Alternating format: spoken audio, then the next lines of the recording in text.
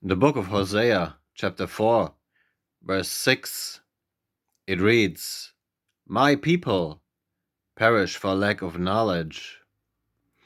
And in the book of Proverbs, chapter 4, verse 7, it says that wisdom is the principal thing to get, and with all your getting, get understanding, meaning with all of your desire to get things and heap things up for yourself, you should be heaping up wisdom, you see. So, why do you suffer? Clearly, you suffer because you lack understanding. You lack wisdom, you see.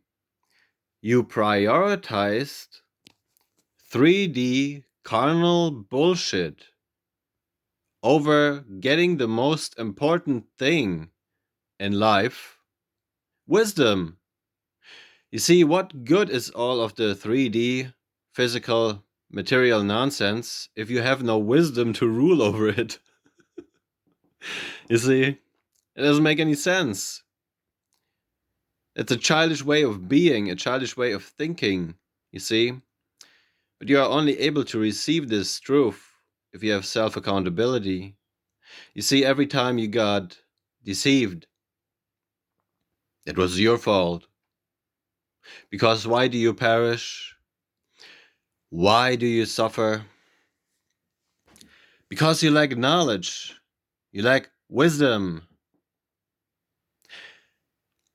That is why you entered into a relationship with that man who looked outwardly appealing. You see, you judge outward appearance. He looked outwardly perfect. He spoke eloquently. He had a good job. He had money. He had all of the superficial nonsense. But now he just has sex with you. He gets you pregnant, and now you're left with the child that will never see its father, and you are left with the shame of having created a new life, a child with basically a stranger who deceived you. Do you see how you are responsible? How you suffered because you lacked knowledge? What knowledge? The knowledge of judging righteous judgment, right thinking judgment. 1 Samuel chapter 16 verse 7 tells us how to judge.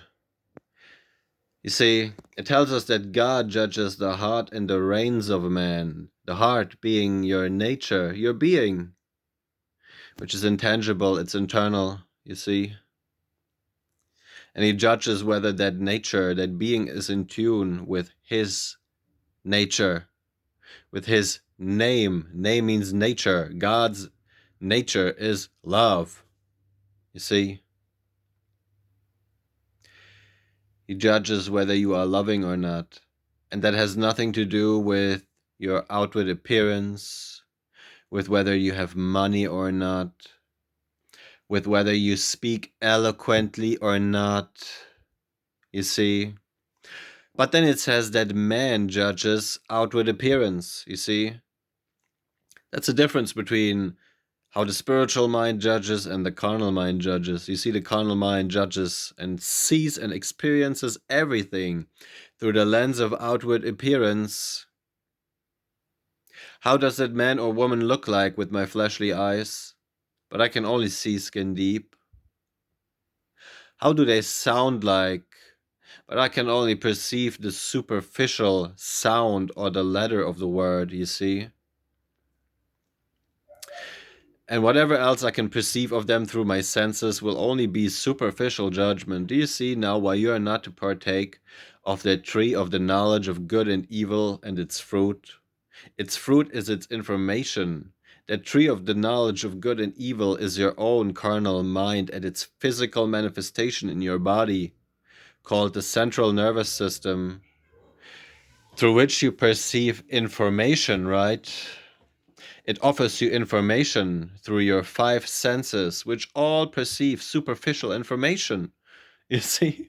That is why you are to reject its fruit, its information. You are to judge the way that God judges. Be ye perfect as your Father which art in heaven. You are to judge a man's heart or a woman's heart, their nature, their being, which has nothing to do with outward appearance, you see. And that is exactly the reason why you keep getting deceived, because you keep judging stupid judgment. You keep judging outward appearance instead of inner truth, instead of the nature of man. You see, you can't be deceived by somebody's nature.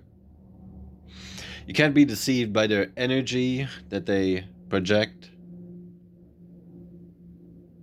And that is why you perish without knowledge, without wisdom. Therefore, with all you're getting, get understanding.